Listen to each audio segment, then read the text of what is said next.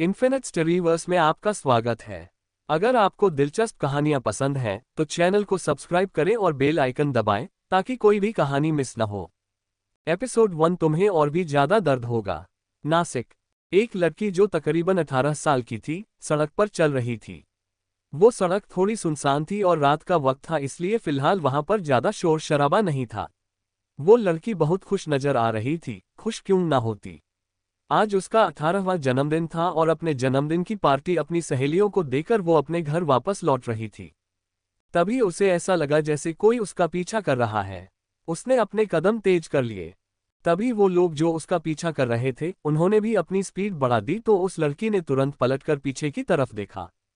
वो डर से एकदम सहम गई। उसे अपने सामने कोई नजर नहीं आ रहा था। दूर दूर तक सन्नाटा फैला हुआ था, लेकिन ये सन्नाटा उसे और भी ज्यादा डरा रहा था, क्योंकि उसे समझ नहीं आ रहा थी कि वो कदमों की आहट जो उसे इतनी देर से सुनाई दे रही थी वो किसकी थी। तभी अचानक से किसी ने पीछे से उसके मुंह पर अपना हाथ रखा और कसकर दबा दिया। उस लड़की की आंखें बड़ी हो गई। खुद को उस अनजान शख्स के चंगुल से बचाने के लिए उसने अपने हाथ पैर तेजी से चलाने शुरू कर दिए, लेकिन तभी उसे एक नहीं बल्कि चार चार लोगों के हंसने की आवाज सुनाई देने लगी। डर से उसका चेहरा और भी ज्यादा कांपने लगा। वो अपने हाथ उस अनजान शख्स के हाथों पर रखकर खुद को छुड़ाने की पूरी कोशिश कर रही थी। उसके नाखून उस अनजान शख्स के हाथों पर धंस रहे थे, लेकिन उसे कोई फर्क नहीं पड़ रहा था, बल्कि उसके चेहरे पर डेविल स्माइल थी। तभी एक गाड़ी वहां पर आकर रुकी और वो चारों लड़के उस लड़की को उसे गाड़ी में धकेलते हुए वहां से ले गए। वो लड़की उन चारों की तरफ देखकर रोते हुए बोली, आप लोग कौन हैं? प्लीज मुझे छोड़ दीजिए, मुझे अपने घर जाना है, मुझे बहुत डर लग रहा है। प्लीज प्लीज मुझे जाने दीजिए, मुझे गाड़ी से उतरना है। ये बोलकर वो गाड़ी के दरवाजे की तरफ अपना हाथ बढ़ा रही थी। तभी एक लड़के ने उसके गाल पर जोरदार थप्पड़ मारा और बोला, चुपचाप यहीं पर बैठी रहो वरना यही गाड़ी में शुरू हो जाएंगे हम और तुम्हें और भी ज्यादा दर्द होगा। बर्दाश्त कर पाओगी इतना दर्द?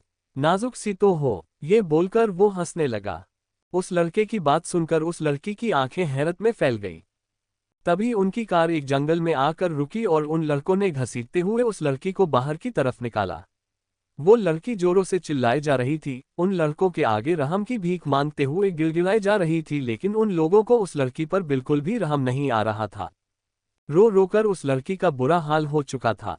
तभी एक लड़के ने उस लड़की को जोर से जमीन पर धक्का दिया और उसकी तरफ देखते हुए बोले, आज तो मजा आ जाएगा, इतनी खूबसूरत लड़की शायद पहली बार चखने को मिल रही है।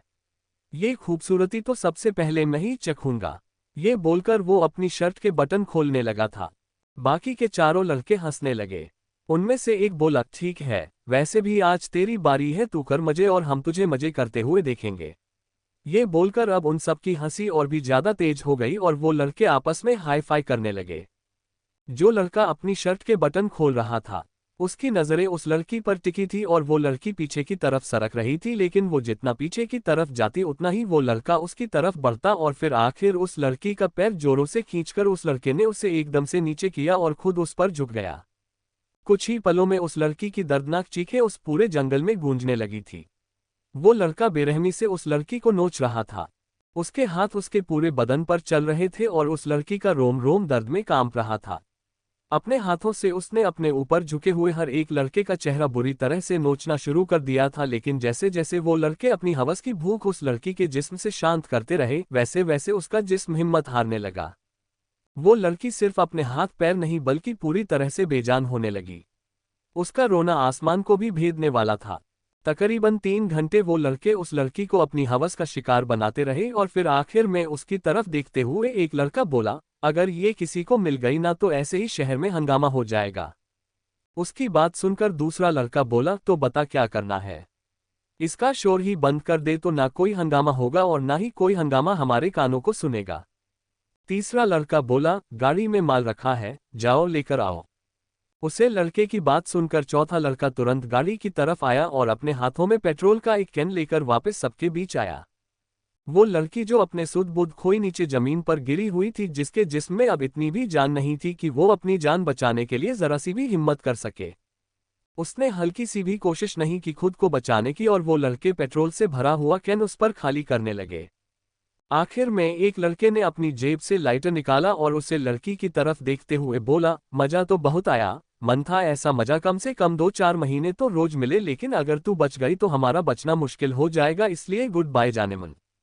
ये बोलकर उसने वो लाइटर उस लड़की पर फेंका और वो लड़की जो पूरी तरह से हिम्मत हार चुकी थी, एक बार फिर से उसकी दर्दनाक चीखें उस आसमान में गूंजने लगी। वो चीखें सबूत थी इस बात का कि वो जीना चाहती थी, उसके पास जीने का मकसद था। बेशक से उन घटिया लोगों ने उससे उसका सब कुछ छीन लिया था, लेकिन वो सच में जीना चाहती थी। उन लोगों ने पहले उसके जिस्म को छलनी किया और अब उसकी रूह को भी उसके जिस्म से अलग करके वहां से चले गए थे। वो लड़की रोते हुए इतना ज्यादा चीख रही थी कि उसकी चीखें सुनकर आसमान भी रोने लगा था। अचानक ही ऊपर आसमान में जोरों से बिजली चमकने लगी और देखते ही देखते तेज बारिश होने लगी। लेकिन वो दर्द भरी चीखें अभी भी कम नहीं हुई थी। अंडिस्को, मुंबई। तकरीबन 6 महीने बाद एक रेसलिंग क्लब जहां पर सब लोग हैरानी और परेशानी भारी एक्सप्रेशन के साथ रेसलिंग रिंग की तरफ देख रहे थे। रेसलिंग रिंग में एक शख्स खड़ा था जो बहुत ही ज्यादा ताकतवर और निडर लग रहा था। उसका चेहरा पूरा पसीने से भरा हुआ था और उसकी सांसें बेहद गहरी थी। अभी अभी वहां पर एक मैच हुआ था जिसमें वो इंसान जीता था और अब वो इंतजार कर रहा था कि कोई और आए और उसे भी वो बुरी तरह से हरा दे। उस शख्स का नाम जेम्स था।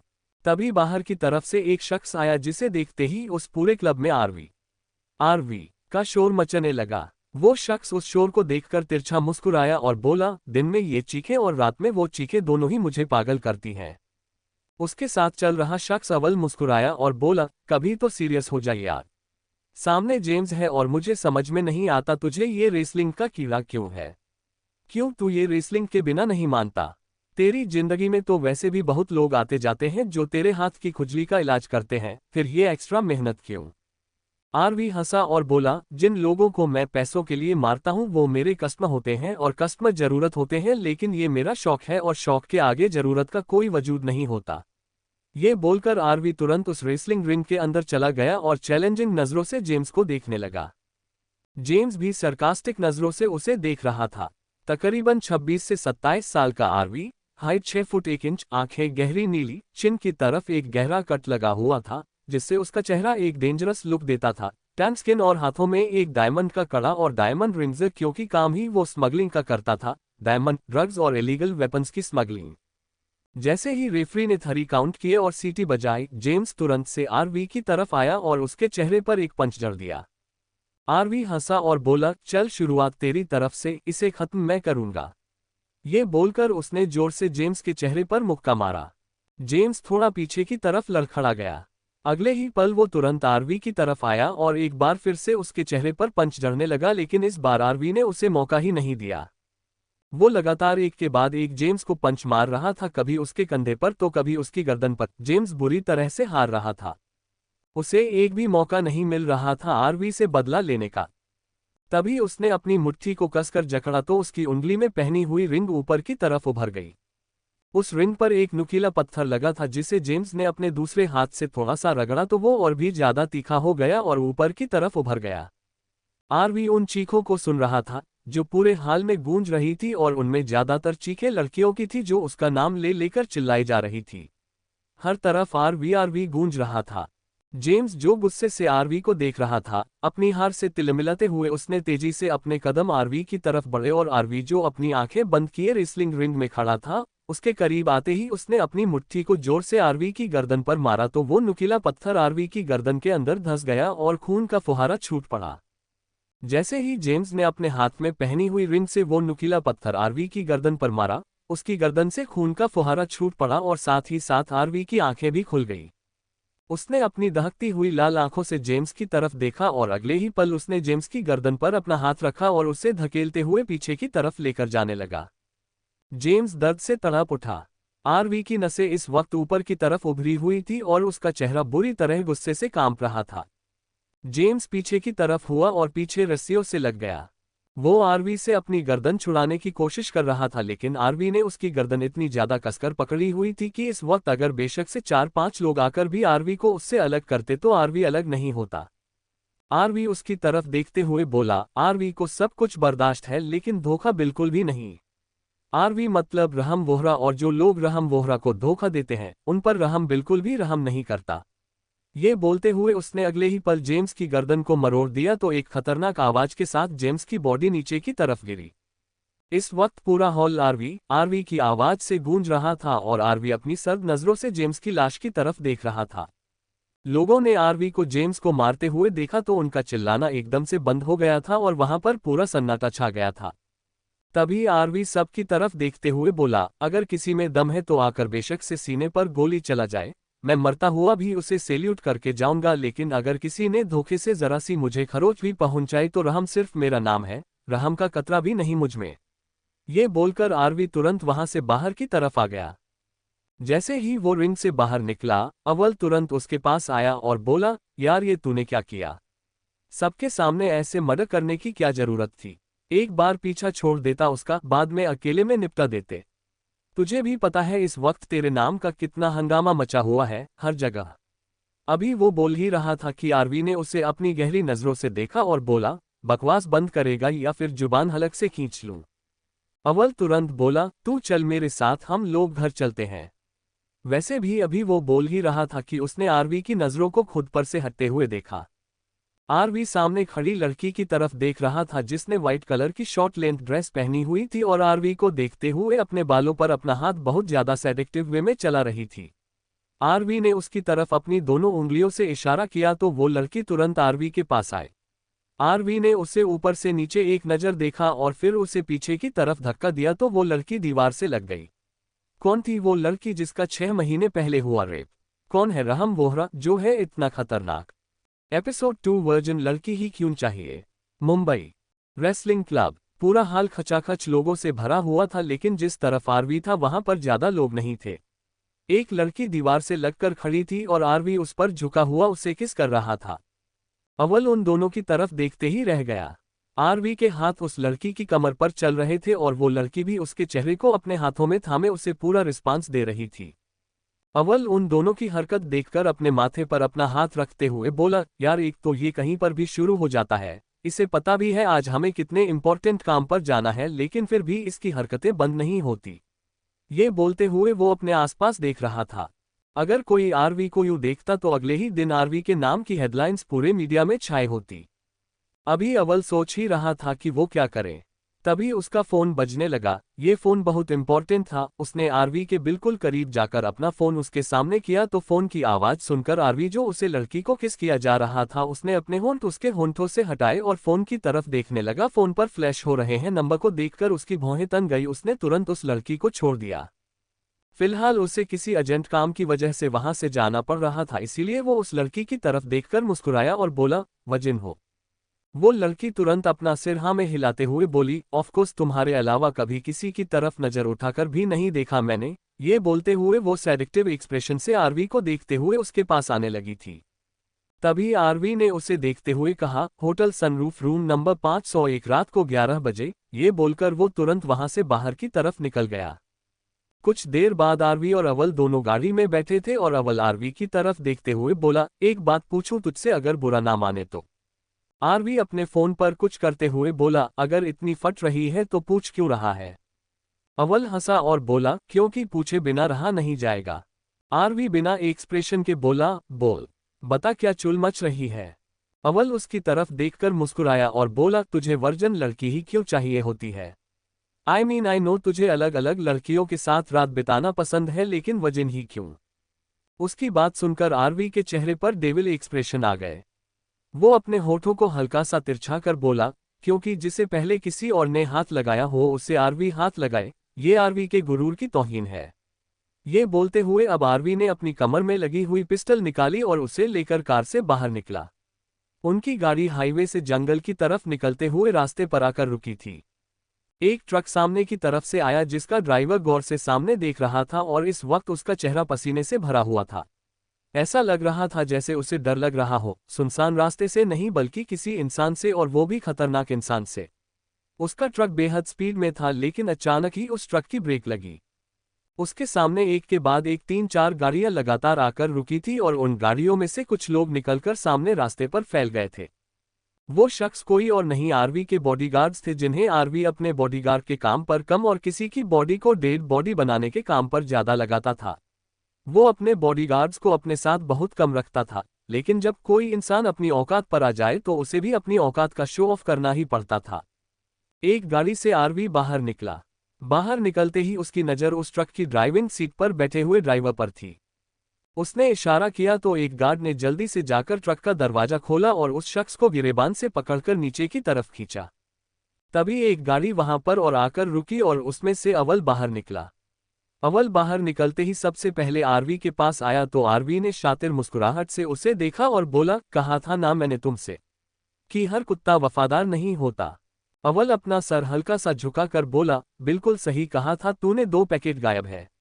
बट डोंट वरी, मैं हैंडल कर लूंगा।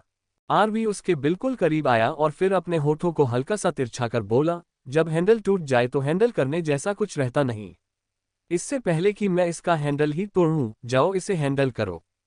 उसकी बात सुनकर अव्वल तुरंत उस ड्राइवर की तरफ आया और उसे गिरेबान से पकड़कर बोला, 2 पैकेट माल जो इधर उधर किया है वो कहाँ है? वो ड्राइवर तुरंत अपना सर ना में हिलाते हुए बोला, मुझे नहीं पता। मैंने कोई माल इधर उधर नहीं किया। अगर मैं आप लोगों से गद्दारी करूंगा तो मैं कहाँ जाऊंगा? आप लोगों से भागकर मैं कहीं जा ही नहीं सकता। आरवी अपनी जगह पर खड़ा था।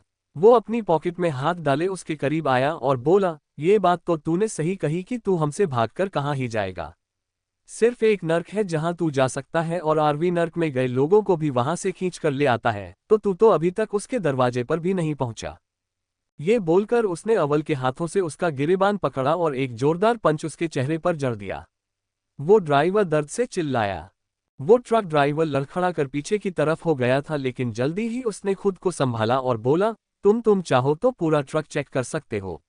अगर तुम्हें ट्रक में कुछ भी मिले तो तुम जो कहोगे मैं करने को तैयार हूं। मुझे जो सजा दोगे वो मैं भुगतने को तैयार हूं। अव्वल तुरंत बोला, ट्रक तो चेक करना ही पड़ेगा। ये बोलकर वो अब अपने आदमियों के साथ ट्रक चेक करने जा ही रहा था कि आरवी उससे रोकते हुए बोला, मुझे नहीं पता था कि मेरे साथ इतने साल रहने के बाद भी तेरे दिमाग में दिमाग से ज्यादा दही भरी है। अव्वल हैरानी से आरवी की तरफ देखने लगा। आरवी उस ड्राइवर की तरफ देखते हुए बोला, अगर ट्रक में कुछ होता तो ये हमें चेक करने को बोलना ही नहीं, मतलब माल ट्रक में नहीं, माल तो ट्रक ड्राइवर में है। उसकी बात सुनकर ड्राइवर की आंखें हैरत में फैल गई। आरवी की नजरें उस ड्राइवर की बॉडी को अच्छे से स्कैन कर रही थी। उसने उसकी गर्दन पर अपना हाथ रखा तो उस ड्राइवर की आंखें बड़ी हो गई। फिर वो अपना हाथ उसके सीने पर लेकर आया तो उस ड्राइवर ने अपने हाथ जोड़ लिए। आरवी का हाथ अब थोड़ा सा नीचे ट्रक ड्राइवर के पेट पर आया तो वो ड्राइवर तुरंत उसका हाथ पीछे की तरफ झटक कर बोला, मैंने कहा ना वो माल मेरे पास नहीं है, मेरे अंदर नहीं है वो। मुझे नहीं पता माल कहाँ है। वो गिड़गिड़ाते हुए बोल रहा था और आरवी के चेहरे पर डेविल स्माइल तैर गई थी। उसने अव्वल को देखते हुए चुटकी बजाई तो अव्वल की आंखें बड़ी हो गई। उसका वो चुटकी बजाना मतलब चाकू मांगना। एक आदमी ने तुरंत चाकू आरवी के सामने किया।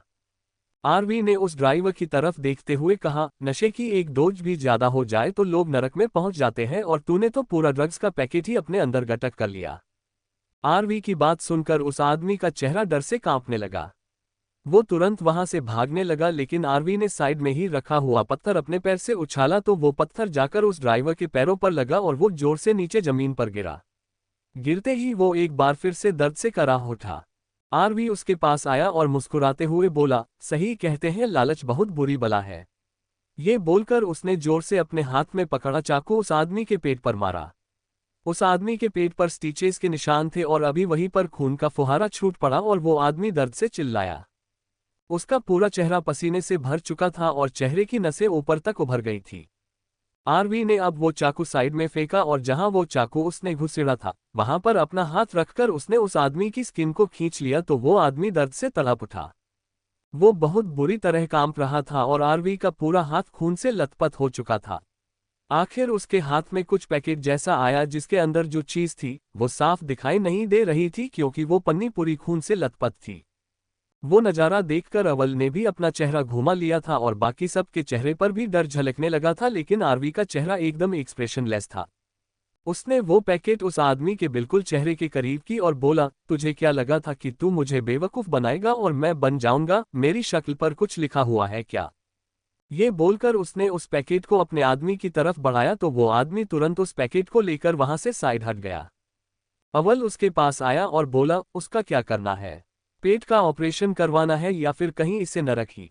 आरवी हंसा और बोला, जाको राखे साया मार सके ना कोई, और जिसको मारे आरवी बचा सके ना कोई। ये बोलकर उसने अपनी बाजू ऊपर की तरफ की और फिर अपनी कोहनी उस शख्स की गर्दन की तरफ मोड़ दी। वो शख्स तुरंत अपना सर नामे हिलाने लगा। वो अपने पेट का ट्रीटमेंट तो करवा लेता, लेकिन अगर आरवी उसे मारता तो उसे अगला जन्म भी नहीं मिलता। आरवी ने जोर से अपनी कोहनी उस शख्स की गर्दन पर मारी तो वो शख्स एक बार फिर से दर्द से चीख उठा, और इस बार उसकी चीख बंद नहीं हुई बल्कि लगातार चलती रही, क्योंकि आरवी लगातार अपनी कोहनी को उसकी गर्दन पर मारे ही जा रहा था। वो तब तक अपनी कोहनी को उसकी गर्दन पर मारता रहा जब तक उसकी गर्दन के चिथड़े उड़ गए और आरवी की कोहनी पूरी खून से नहीं भर गई। अव्वल भी अपनी जगह पर खड़ा खड़ा कांप उठा था जब उसने देखा कि वो ड्राइवर मर चुका है और अब आरवी उसकी लाश को ही अपनी कोहनी से मारे जा रहा है। वो तुरंत उसे रोकते हुए बोला, यार प्लीज स्टॉप इट, मर चुका है वो। आरवी ने नजरें उठाकर उसकी तरफ देखा और मुस्कुराते हुए बोला, बहुत अच्छी तरह से जानता हूं मैं मर चुका है वो, लेकिन मौत ऐसी होनी चाहिए कि दोबारा कभी जन्म लेने की इच्छा ही खत्म हो जाए। ये बोलकर उसने जोर से एक बार फिर से अपनी कोहनी उस ट्रक ड्राइवर को मारी तो जैसे वो लाश भी तड़प उठी। आरवी उसे धक्का देकर अपनी जगह से उठा। उसकी व्हाइट शर्ट इस वक्त खून से भरी हुई थी। अव्वल उसे देखते हुए बोला, ओह गॉड, कभी कभी तो तू मुझे इंसान लगता ही नहीं। आरवी हंसा और बोला, मुझे तो मैं कभी भी इंसान नहीं लगता। खैर मेरा मूड पूरा खराब हो गया है, मुझे सोना है, नींद आई है मुझे। देख लेना, इसका जो करना होकर देना और माल अपनी जगह पर पहुंच जाना चाहिए। ये बोलकर वो तुरंत अपनी गाड़ी की तरफ बढ़ गया। अव्वल उसे जाते देख बोला, अब कहाँ जा रहा है तू? अगर तुझे घर चलना है तो मेरे साथ ही चल। उद्धरण चिन्ह। आरवी ने पलटकर उसकी तरफ देखा और व्यंग्य से मुस्कुराकर बोला, आरवी की रात और घर पर ऐसा तूने सोच भी कैसे लिया? मैं जा रहा हूं अपनी सेटिस्फैक्शन लेने। ये बोलकर वो एक बार फिर से मुस्कुराया और वहां से चला गया। अव्वल बस उसे जाते देखता रह गया। कुछ देर बाद होटल सनरूफ, रूम नंबर 501। एक लड़की रेड कलर की शॉर्ट ड्रेस पहने बेसब्री से रूम में इधर उधर टहल रही थी। तभी रूम का दरवाजा खुला और अपने हाथ में वाइन की बोतल लिए आरवी अंदर आया। आरवी को देखकर उसे का चेहरा खिल गया और वो तुरंत उसके पास आकर बोली, मैं कब से तुम्हारा इंतजार कर रही थी। अभी वो ये बोल ही रही थी कि आरवी ने अपनी बोतल का आखिरी घूंट भी खत्म किया और फिर उस बोतल को साइड में फेंककर उस लड़की की तरफ देखते हुए बोला, अभी तुम्हारा इंतजार खत्म कर देता हूँ। ये बोलकर उसने उस लड़की की कमर पर अपना हाथ रखा और उसे बेड की तरफ लेकर जाने लगा। उसे जोर से बेड पर धक्का देकर आरवी उसके ऊपर झुका और उसकी गर्दन को बेतहाशा किस करने लगा। कौन है ये लड़की जो आरवी से मिलने के लिए है बेताब? क्या इस लड़की का कोई कनेक्शन है उस लड़की से जिसका आज से 6 महीने पहले हुआ था gang rape? Episode 3 you are so hot. Hotel Sunroof, room number 501। Aarvi उस लड़की को बेतहाशा किस किए जा रहा था। वो कभी उसकी गर्दन पर किस करता तो कभी उसके कंधों पर, और वो लड़की गहरी गहरी सांसें लेते हुए अपना चेहरा इधर उधर हिलाए जा रही थी। आरवी के हार्ड लिप्स उसे अपनी सॉफ्ट गर्दन पर चलते हुए महसूस हो रहे थे और आरवी के हाथ उस लड़की की पूरी बॉडी को एक्सप्लोर करने लगे थे। वो कभी उसकी गर्दन पर किस करता तो कभी उसकी नाजुक सी कमर को अपने हाथों से दबाता। आरवी ने उसकी गर्दन से होंठ हटाकर अब उसके होंठों की तरफ देखा और फिर उसे पैशनेटली किस करने लगा। वो लड़की भी उसे पूरी तरह से रिस्पांस दे रही थी और उसकी उंगलियां आरवी के बालों में चल रही थी। वो सेडिक्टिव वॉइस में बोली, यू आर सो हॉट। कुछ देर बाद आरवी ने एक झटके से उस लड़की के कपड़ों को फाड़ते हुए नीचे की तरफ गिराया। वो लड़की आरवी आरवी नाम लिए जा रही थी। उसके हाथ आरवी की शर्ट के बटन खोल रहे थे। उसने उसकी शर्ट को उसके जिस्म से आजाद किया और फिर उसे धक्का देकर खुद उसके ऊपर झुककर उसे किस करने लगी। तभी अचानक से वहां पर एक आवाज गूंजी, ये सब क्या हो रहा है यहाँ पर? उस आवाज को सुनकर आरवी का चेहरा गुस्से से कांपने लगा।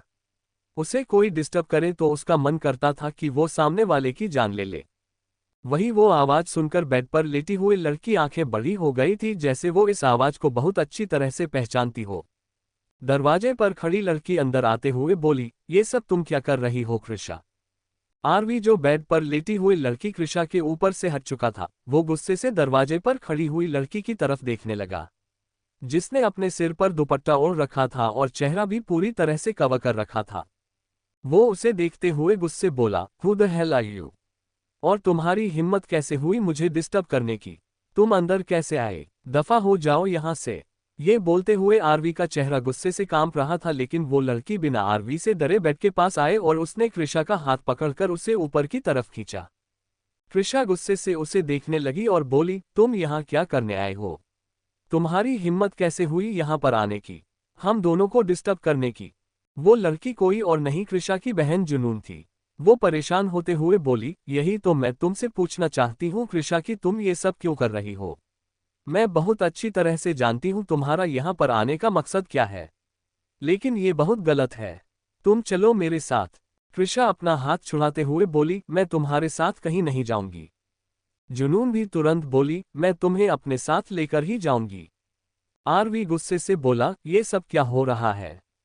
तुम होती कौन हो इस लड़की को यहाँ से लेकर जाने वाली? आरवी का सवाल सुनकर जुनून, जिसने अपना चेहरा पूरी तरह से ढका हुआ था लेकिन उसकी सिर्फ आंखें आरवी को दिखाई दे रही थी, वो बिल्कुल आरवी के करीब आकर खड़ी हुई और बोली, आप जैसे इंसान खुद को आईने में देख कैसे लेते हैं? आपको खुद को देखकर शर्म नहीं आती क्या? किसी की मजबूरी का फायदा उठाना, किसी के साथ जबरदस्ती करना, पैसों के लिए कुछ भी करना, किसी की जान के साथ खेलना, ये सब आप लोगों के लिए कुछ भी नहीं। लेकिन आपकी वजह से दूसरों की जिंदगी बर्बाद हो जाती है। ये मेरी बहन है और इसका आपसे कोई भी रिश्ता नहीं, इसकी उम्र देखी है, लेकिन फिर भी आप इसके साथ वन नाइट स्टैंड कर रहे हैं।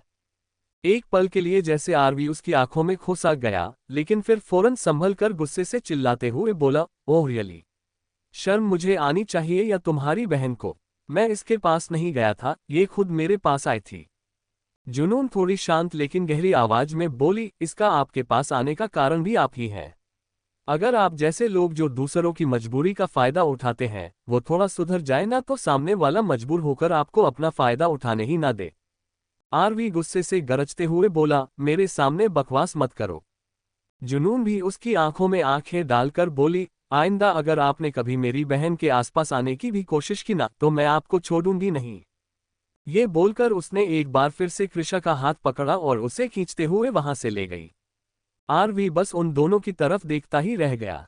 आज पहली बार ऐसा हुआ था कि कोई लड़की उसके करीब आई हुई हो और उन दोनों के बीच कुछ भी नहीं हुआ और वो लड़की वापस चली गई। उसने तुरंत अव्वल को कॉल किया। जैसे ही अव्वल ने सामने से कॉल रिसीव किया, आरवी जबड़े कसते हुए बोला, अभी मैं जिस लड़की के साथ था मुझे उसकी सारी इन्फॉर्मेशन चाहिए। वो कौन है और वो कहाँ से आई मेरे पास? क्यों आई? हर एक इन्फॉर्मेशन तुम समझ रहे हो ना? अव्वल तुरंत बोला, ठीक है मैं तुम्हें सारी इन्फॉर्मेशन देता हूं। उसकी बात सुने बिना ही आरवी ने कॉल डिस्कनेक्ट कर दिया था। होटल से बाहर आते ही कृषा ने जुनून से अपना हाथ छुड़ाया और बोली, तुम जानती भी हो तुमने कितनी बड़ी प्रॉब्लम कर दी है। वो आरवी था, मुझे उसे किसी भी तरह अपने जाल में फंसाना था, लेकिन तुमने सब खराब कर दिया। जुनून उसे समझाते हुए बोली, प्रॉब्लम तो वो थी जो तुम करने जा रही थी। तुम जानती हो अगर मामा मामी को इन सब चीजों के बारे में पता चलता तो उन लोगों को कितना हर्ट होता। तुम ये सब कैसे कर सकती हो? कृषा चिल्लाते हुए बोली, उन लोगों के लिए तो ये सब कर रही हूं, लेकिन तुमने सब खराब कर दिया। तुम्हें क्या लगता है कि तुम मुझे ये जो भाषण दे रही हो मैं उसमें आ जाऊंगी? बिल्कुल भी नहीं। बहुत अच्छी तरह से जानती हूं कि तुमने मुझे आरवी के करीब जाने से क्यों रोका, क्योंकि तुम चाहती ही नहीं कि मैं उसके करीब जाऊं। वो इतना रिच और पावरफुल जो है, तुम तो मेरी किस्मत भी अपनी तरह बनाना चाहती हो, एकदम जली हुई। ये बोलते हुए उसकी आवाज बहुत ही ज्यादा सख्त और इंटेंस थी। उसकी आखिरी बात सुनकर जुनून का दिल धक सा रह गया। वो अपनी जगह पर खड़ी रही और कृषा वहां से कैब में बैठकर घर की तरफ चली गई। कुछ देर बाद जुनून अपने घर वापस लौटी। जैसे ही वो घर पर आई उसके सामने अजय जी और मानवी जी खड़े थे और उनके साथ ही कृषा भी खड़ी थी, जो चेहरे पर इविल स्माइल लिए उसे देख रही थी। जुनून अंदर की तरफ जाकर उन लोगों के बिल्कुल पास आए और अपनी मामी जी की तरफ देखते हुए बोली, मुझे आपको कुछ बताना है मामी जी, आप जानती हैं आज कृषा क्या करने वाली थी? ये बोलते हुए उसने कृषा की तरफ देखा, लेकिन इसके आगे वो कुछ बोलती उससे पहले ही एक जोरदार थप्पड़ उसके गाल पर आकर लगा। जुनून के दर्द से आह निकल गई। मानवी जी गुस्से से कांपते हुए बोली, तुझे हमें कुछ नहीं बताना है, बल्कि बताना तो मुझे तुझको बहुत कुछ है और सबसे पहले मैं तुझे तेरी औकात बताऊंगी। ये बोलकर अब एक जोरदार थप्पड़ उन्होंने जुनून के चेहरे पर और जड़ दिया और इस बार जुनून दर्द से कराहते हुए सीधा जमीन पर जाकर गिरी। अजय जी चुपचाप ये सब देख रहे थे और कृषा के चेहरे की वो इविल स्माइल और भी ज्यादा लंबी हो चुकी थी।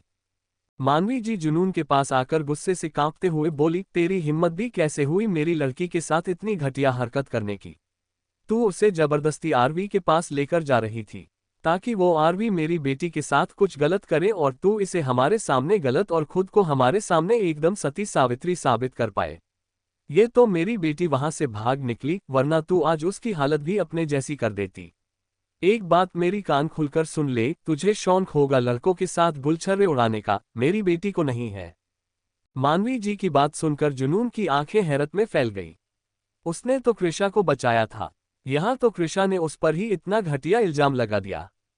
जुनून तुरंत अपनी जगह से खड़ी हुई और रोते हुए अपनी मामी के पास आकर बोली, ऐसा ऐसा कुछ नहीं है मामी जी, जैसा आप समझ रही हैं।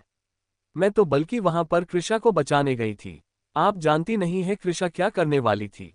अगर मैं नहीं होती तो शायद उसकी बात पूरी होती। उससे पहले ही मानवी जी ने उसके सिर पर अपना हाथ रखकर उसके बालों को कसकर मुट्ठी में जकड़ लिया और गुस्से से गरजते हुए बोली, अगर तू नहीं होती तो हमारी किस्मत इतनी फूटी नहीं होती। पता नहीं तू आज से 6 महीने पहले बच क्यों गई। मर जाती तो सारा किस्सा ही खत्म हो जाता। पर नहीं, तुझे तो हमारी छाती पर बैठकर मूंग दलनी थी, इसीलिए तो इतना सब कुछ होने के बावजूद भी बच गई।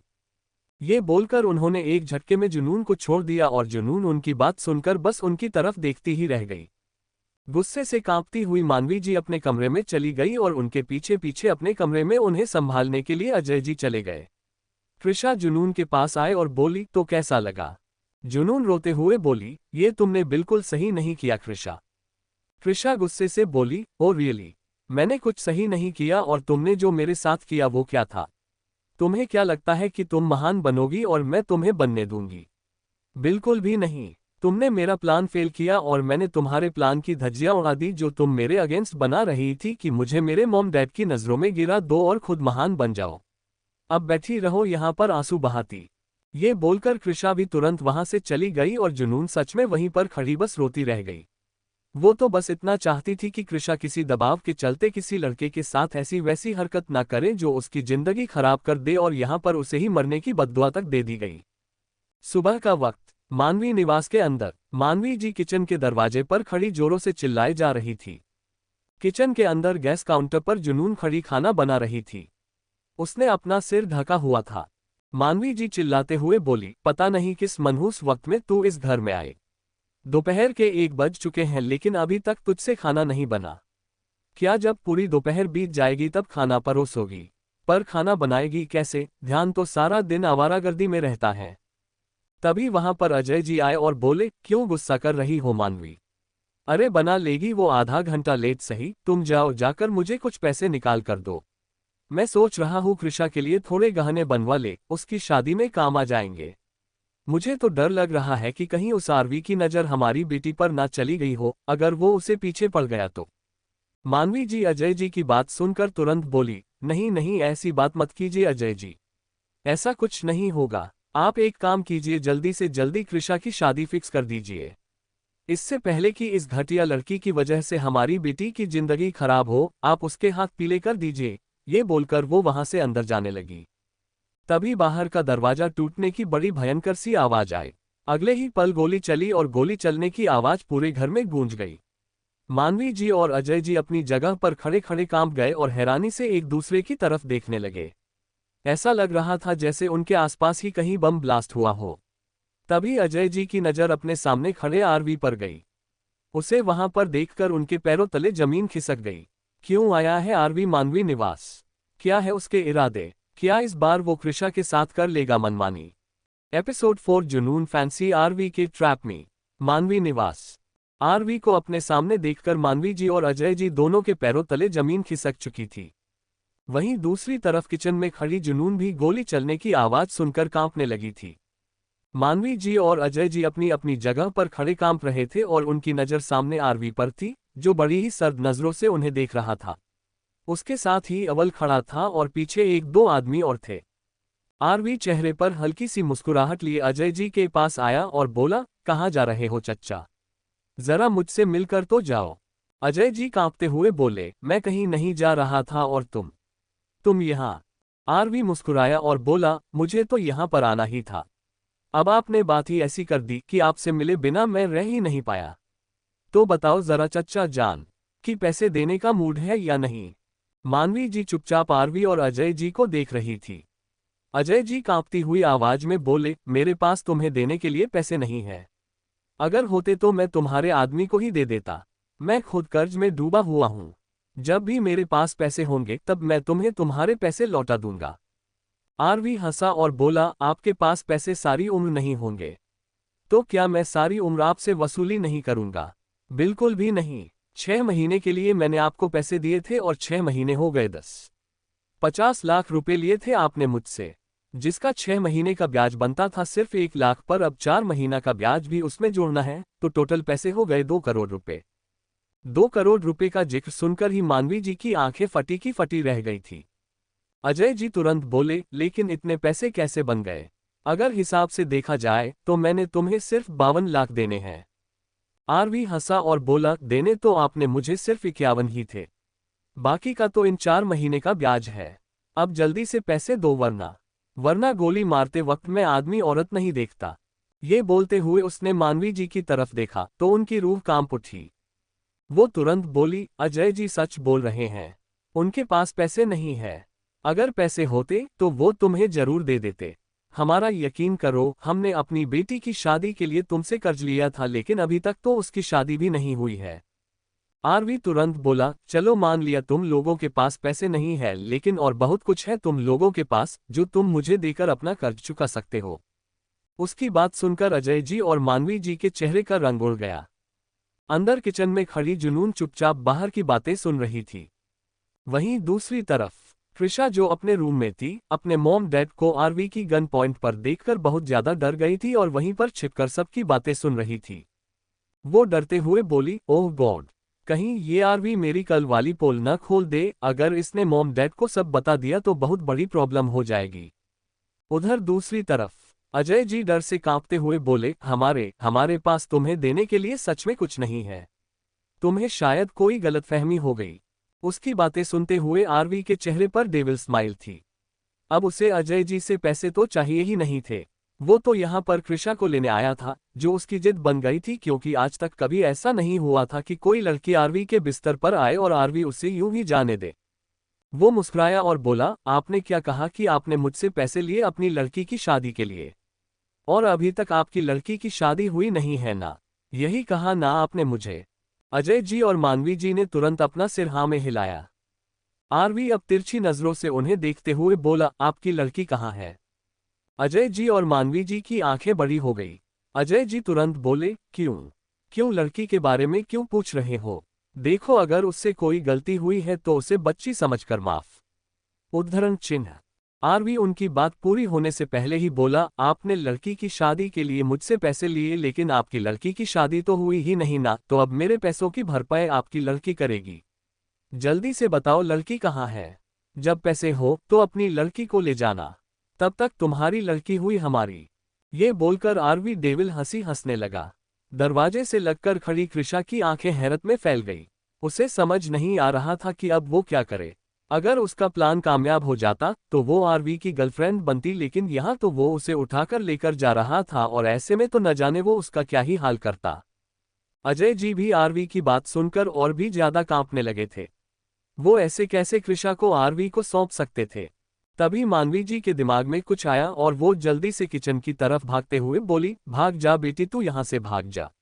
ये लोग तुझे पकड़ने आए हैं, हम लोग शायद तेरे लिए अब कुछ नहीं कर सकते, आज तुझे खुद को खुद ही बचाना होगा। मानवी जी की बात सुनकर किचन में खड़ी जुनून एकदम से कांप उठी। अब तक वो चुपचाप सारी बातें सुन रही थी और अब मानवी जी की बात सुनकर वो नजरें घुमाकर इधर उधर देखने लगी। अजय जी हैरान रह गए।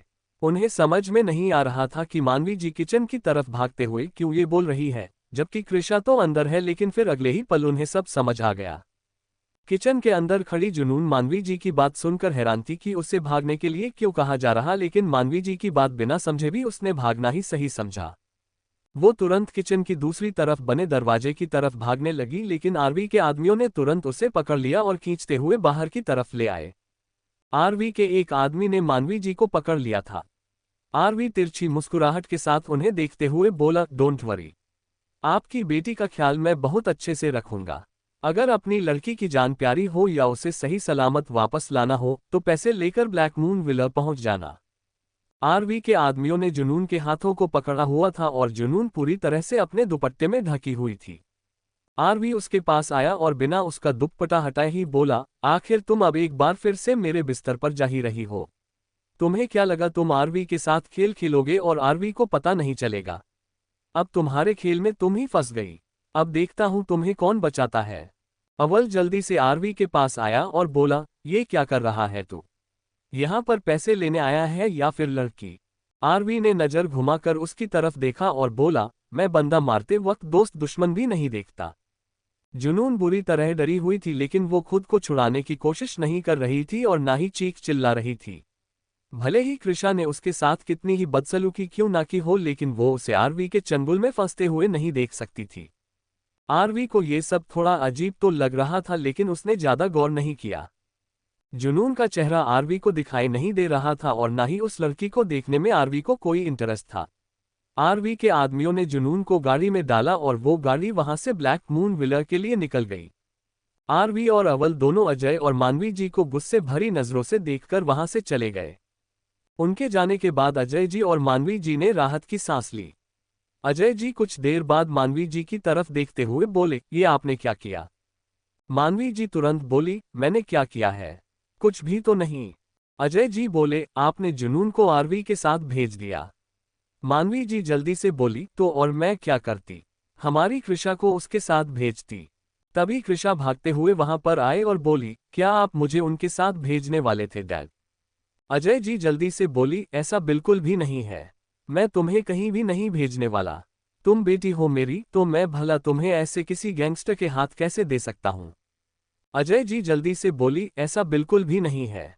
मैं तुम्हें कहीं भी नहीं भेजने वाला। तुम बेटी हो मेरी, तो मैं भला तुम्हें ऐसे किसी गैंगस्टर के हाथ कैसे दे सकता हूं? उनकी बात सुनकर कृषा के चेहरे पर शैतानी मुस्कुराहट तैर गई। उसके बिना कुछ कहे ही किया ही उसकी सारी प्रॉब्लम सॉल्व हो गई थी। आरवी पैसों के बदले जुनून को ले गया था जिसकी वजह से जुनून नाम की प्रॉब्लम भी उन लोगों के सिर से हट चुकी थी। मानवी जी गुस्से और नफरत के भाव से बोली, जुनून हमारी बेटी नहीं है, आपकी बहन की बेटी है, जिसे पिछले 6 महीने से मैंने इस घर में जगह दे रखी है। अगर मैं उसे नहीं संभालती तो वो तो कब की मर चुकी होती।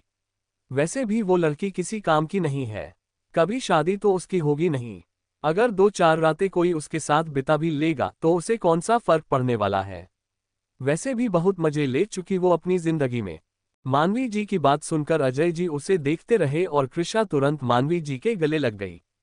वो डरते हुए बोली, थैंक गॉड मॉम, आपने मेरे बारे में सोचा। मुझे उस आरवी के पास बिल्कुल भी नहीं जाना, वो बहुत बुरा इंसान है। वहीं दूसरी तरफ आरवी और अव्वल दोनों इस वक्त गाड़ी में बैठे थे और अव्वल बार बार आरवी की तरफ देख रहा था।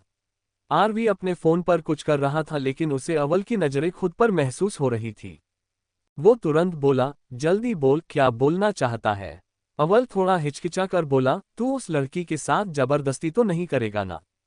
आरवी बिना उसकी तरफ देख बोला, तुझे क्या लगता है? अव्वल जल्दी से बोला, देख, मुझे पता है तू किसी के साथ जबरदस्ती नहीं करता लेकिन वो लड़की मुझे थोड़ा अजीब लगी।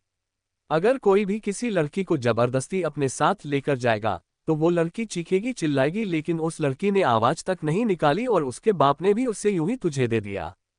कोई भी बाप अपनी लड़की को बचाने के लिए कुछ भी करेगा लेकिन उस अजय ने तो एक बार भी अपनी लड़की को बचाने की कोशिश तक नहीं की। उसकी बात सुनकर आरवी अचानक ही हंसने लगा तो उसे हंसते हुए देखकर अव्वल हैरान था। वो डेविल स्माइल के साथ बोला, तुझे क्या लगता है मैं इतना बड़ा गैंगस्टर यूं ही बन गया? कोई भी आए और मेरा काट कर चला जाए। जिस लड़की को मैं उठाकर लेकर आया हूं ना वो अजय जी की बेटी नहीं बल्कि कोई और है, रिश्तेदार की बेटी या फिर पता नहीं, लेकिन इतना जरूर कंफर्म है कि उनके लिए उस लड़की की वैल्यू बिल्कुल भी नहीं है। अव्वल हैरानी से बोला, तो फिर तू उसे उठाकर क्यों लेकर आया? मेरा मतलब है तुझे तो उनकी लड़की को उठाकर लेकर आना चाहिए था ना। अब तुझे तेरे पैसे कैसे मिलेंगे? आरवी मुस्कुराहट के साथ बोला, आरवी हूं मैं, और अगर बात आरवी के गुरूर पर आ जाए तो बात सिर्फ पैसों की नहीं रह जाती। और मुझे क्या चाहिए और क्या नहीं ये फिलहाल तू सिर्फ मुझ तक रहने दे। आरवी मुस्कुराहट के साथ बोला, आरवी हूं मैं, और अगर बात आरवी के गुरूर पर आ जाए तो बात सिर्फ पैसों की नहीं रह जाती। और मुझे क्या चाहिए और क्या नहीं ये फिलहाल तू सिर्फ मुझ तक रहने दे। आरवी की बात सुनकर अव्वल को उस लड़की के लिए डर लगने लगा था। क्या होगा जब जुनून को पता चलेगा कि आरवी उसे जानबूझकर उठाकर लेकर आया है? क्या जुनून खुद को आरवी से बचा पाएगी? एपिसोड 5। आइए ना कीजिए मेरा रेप। Black moon villa. रात के तकरीबन 1 बज विला के बाहर तकरीबन 20 से 25 लोगों की टीम बॉडीगार्ड के रूप में खड़ी थी, जिनके हाथों में बड़े बड़े हथियार थे और वहीं अंदर की तरफ एकदम गहरी शांति पसरी हुई थी। सिर्फ हॉल की लाइट जल रही थी। जुनून आराम से बेड पर सोई हुई थी। जब से वो विला में आई थी तब से ही वो उस रूम में थी। तभी वो उठी और उठते ही उसने सबसे पहले अपने सिर पर ओढ़ रखे अपने दुपट्टे को अच्छे से अपने ऊपर कस लिया और फिर साइड टेबल की तरफ देखा। उसे बहुत जोर से प्यास लगी थी। जब से वो यहाँ आई थी तब से ना ही उसने कुछ खाया था और ना ही कुछ पिया, लेकिन अब उसकी प्यास बर्दाश्त से बाहर होती जा रही थी, इसलिए वो अपनी जगह से उठी और रूम का दरवाजा खोलकर बाहर की तरफ आई। उसने अपना चेहरा बाहर की तरफ निकाला और झांककर इधर उधर देखा तो उसे कोई दिखाई नहीं दिया। वो मन ही मन बोली, ऐसा करती हूँ किचन में जाती हूँ, किचन तो मैंने आते वक्त देखी ही थी।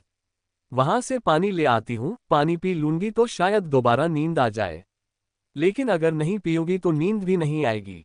ये बोलकर वो उस रूम से बाहर निकली और सीढ़ियां उतरकर नीचे किचन की तरफ आ गई। लेकिन तभी उसे किसी के कदमों का शोर सुनाई दिया तो वो तुरंत खुद को अच्छे से कवर करते हुए सोफे के पीछे छुप गई।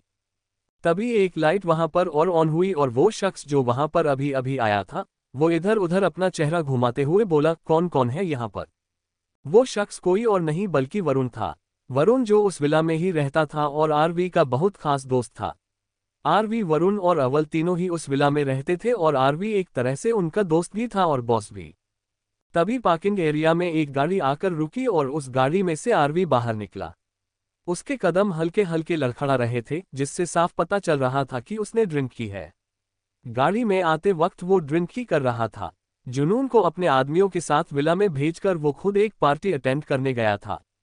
वो अंदर आया तो उसकी नज़र सामने खड़े हुए वरुण पर गई। वो वरुण को देखते हुए बोला, तू यहाँ पर क्या कर रहा है? वरुण अपना सर खुजाते हुए बोला, यार मैं पानी लेने आया था, लेकिन मुझे ऐसा लगा जैसे यहाँ पर कोई चूहा है जो मुझे देखते ही छुप गया। उसकी बात सुनकर आरवी की नज़रें उस पर तिरछी हो गई। उसने हल्की हल्की अपनी नज़रें उस पूरी जगह पर घुमाई तो उसे सोफे के पीछे किसी का साया दिखाई दिया और साथ ही साथ दुपट्टे का कुछ हिस्सा। वो हंसा और बोला, यहाँ पर कोई चूहा नहीं, लिटिल माउस है। तू जा अपने कमरे में, मैं देख लूंगा उस लिटिल माउस को। ये बोलते हुए उसके चेहरे पर डेविल स्माइल थी। लड़कियों का तो वो वैसे भी दीवाना था और इस वक्त वो जिस सिचुएशन में था उसे खुद को शांत करने के लिए एक लड़की की जरूरत भी थी। वरुण उसकी तरफ देखते हुए बोला, पक्का तू उसे संभाल लेगा?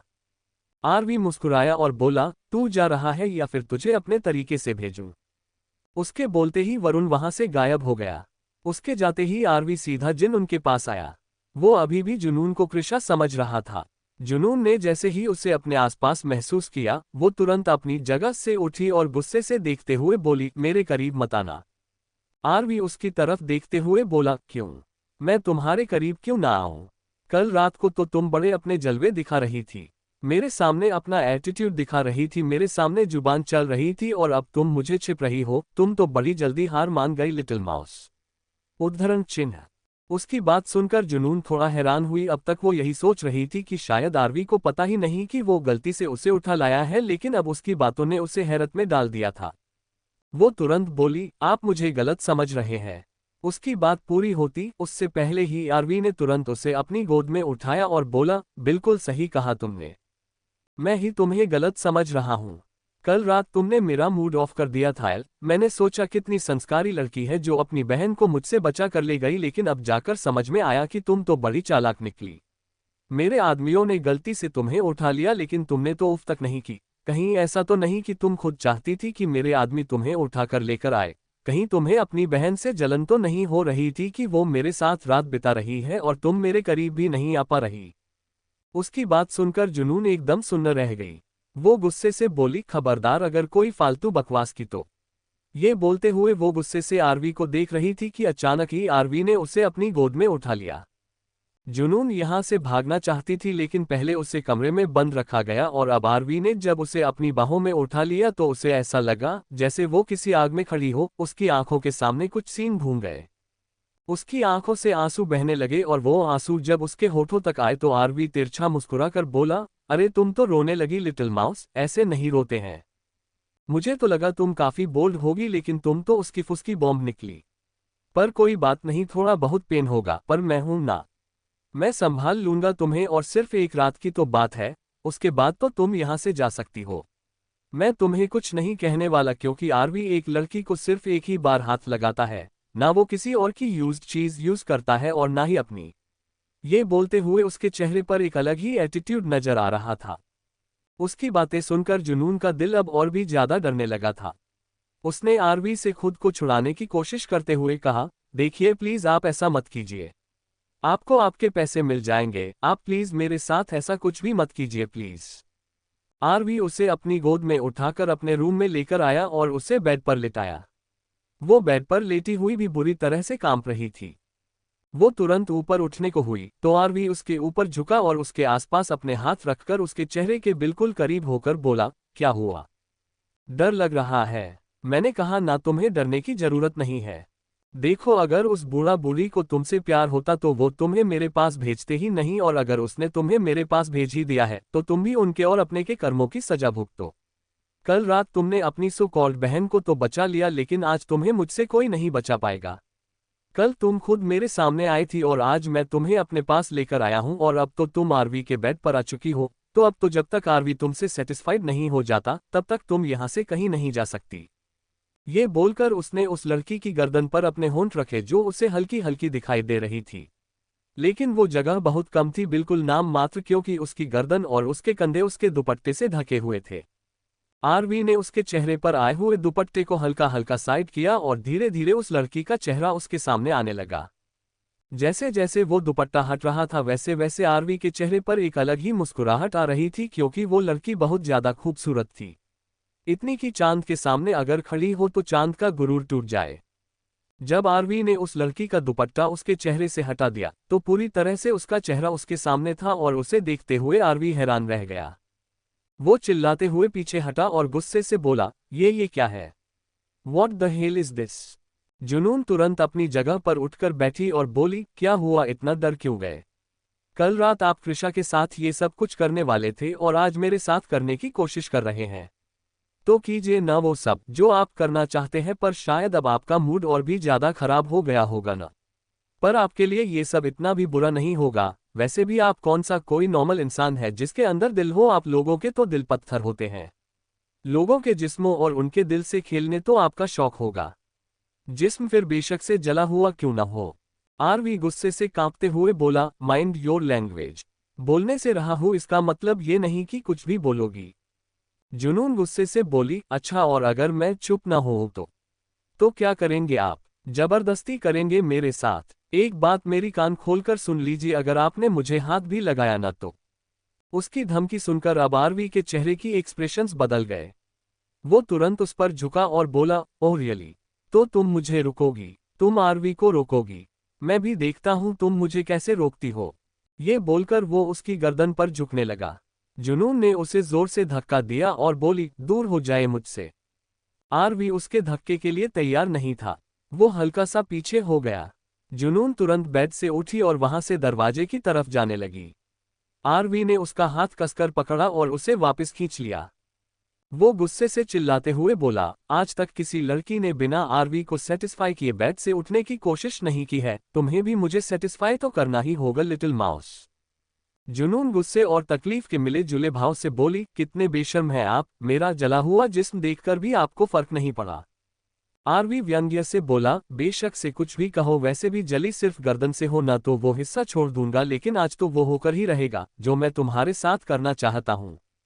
ये बोलकर उसने तुरंत जुनून की गर्दन पर अपने हाथ रखे और उसके कपड़ों को खींचने लगा। अगले ही पल एक जोरदार थप्पड़ उसे गाल पर आकर लगा। जुनून ने गुस्से में आकर उसे थप्पड़ मार दिया था। वो बुरी तरह कांप रही थी। वही उस थप्पड़ ने अब आरवी का दिमाग पूरी तरह से खराब कर दिया था। वो दांत पीसते हुए बोला, तुम जैसी घटिया दो कौड़ी की लड़की की इतनी हिम्मत कि तुमने आरवी पर हाथ उठाया। अब तो मैं तुम्हें नहीं छोड़ूंगा। जुनून उसके धमकी सुन रही थी।